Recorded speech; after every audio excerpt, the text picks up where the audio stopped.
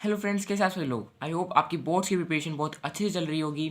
मैं आपके लेके आ चुका हूँ क्लास 10th साइंस के कुछ इंपॉर्टेंट क्वेश्चंस जो हैं चैप्टर 3 से। तो सबसे पहले हम बात करते हैं क्वेश्चन फर्स्ट की, इलेक्ट्रोलिटिक रिफाइनिंग ऑफ कॉपर। ये क्वेश्चन आपसे एग्जामिनर 3 मार्क्स में पूछेगा ही पूछेगा। ठीक है, electrolytic refining of copper. Second बात करते हैं बहुत important, thermite process. Thermite process सबसे पहले होती क्या है, ठीक है। उसके बाद आप इसकी रिएक्शन लिख सकते हैं, ठीक है। और मैंने आपको बताया था कि सॉलिड, लिक्विड और सॉलिड ये स्टेट आप लिख देंगे तो भी बहुत सही है, ठीक है। तो ये भी 3 मार्क्स में आपका क्वेश्चन पूछा जाएगा। उसके बाद आता है रोस्टिंग एंड कैल्सिनेशन प्रोसेस। ये क्या होती हैं, ठीक है। और इनकी रिएक्शंस जितने भी 3 या 2-3 रिएक्शंस हैं, आई होप आपकी बुक में 2-3 रिएक्शंस हैं, वो आप लिख देना इसमें, ठीक है। ये भी 3 मार्क्स में क्वेश्चन पूछा जाएगा।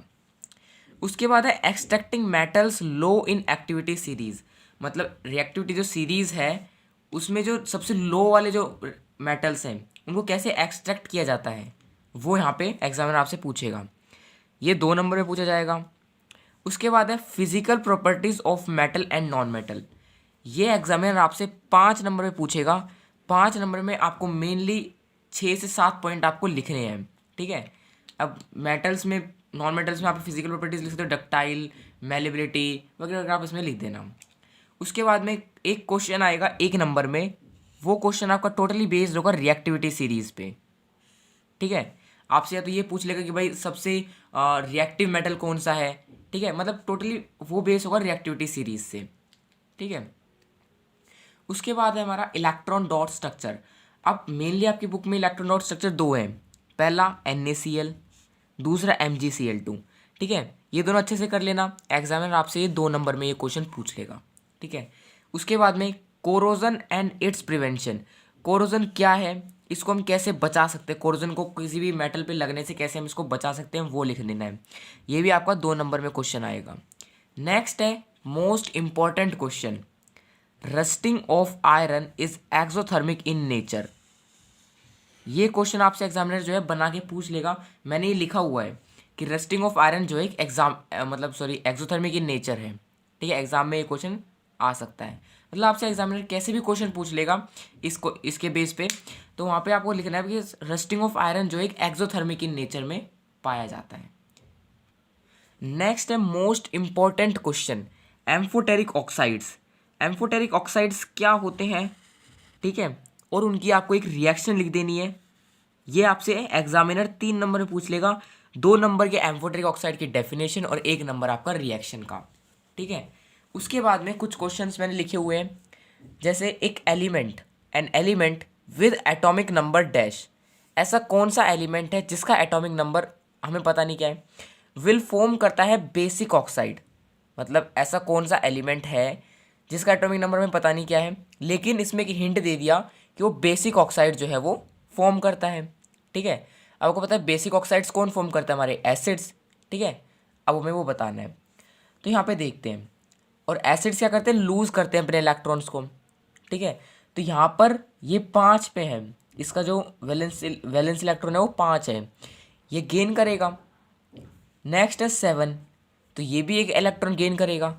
उसके बाद में है 4, वैलेंस शेल की इलेक्ट्रॉन्स में 4 है, तो ना तो ये गेन करेगा ना ही ये इलेक्ट्रॉन लूज करेगा। लास्ट है हमारा इलेक्ट्रॉन 1, वैलेंस इलेक्ट्रॉन है 1, ये लूज ही लूज करेगा। ये इसको अपने वैलेंस शेल जो ये कंप्लीट करना होगा, ठीक है। तो 7 इलेक्ट्रॉन ले, उसके बजाय 1 इलेक्ट्रॉन दे दे, ठीक है। तो हमारा ऑप्शन हो जाएगा डी। डी जो है वो हमारा करेक्ट ऑप्शन हो जाएगा, ठीक है। नेक्स्ट क्वेश्चन है, explain why calcium metal after reacting with water start floating on its surface, ठीक है। Right it's chemical equation for reaction.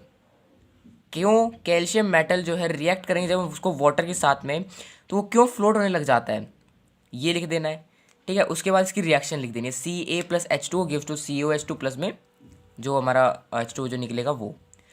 उसके बाद में ये क्वेश्चन जो है बहुत ज़्यादा इंपॉर्टेंट है, क्योंकि ये 4 बार आया है, 2011 में, 2012 में, 2013 और 2017 में। ये क्वेश्चन 4 बार आया हुआ है।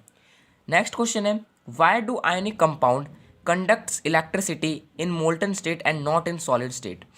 हमें इसका रीज़न लिख देना है, ठीक है। ये क्वेश्चन भी 3 बार 2010, 12 और 18 में आया हुआ है। तो इसका मतलब आंसर होगा कि आयनिक कंपाउंड कंडक्ट करता है इलेक्ट्रिसिटी मोल्टन स्टेट में बिकॉज ऑफ इसके जो कह सकते हो कि पार्टिकल्स है वो फ्री टू मूव होते हैं, ना कि सॉलिड स्टेट में वो बिल्कुल चिपके हुए होते तो फ्री टू मूव नहीं होते। नेक्स्ट क्वेश्चन है, in nature aluminium is found in combined state whereas silver gold are found in free state. Give reason, reason दे देना। उसके बाद ये क्वेश्चन भी 4 बार आया 2011, 17, 16 और 18 में। तो ये थे आज हमारे चैप्टर 3 के कुछ इंपॉर्टेंट टॉपिक्स और क्वेश्चंस।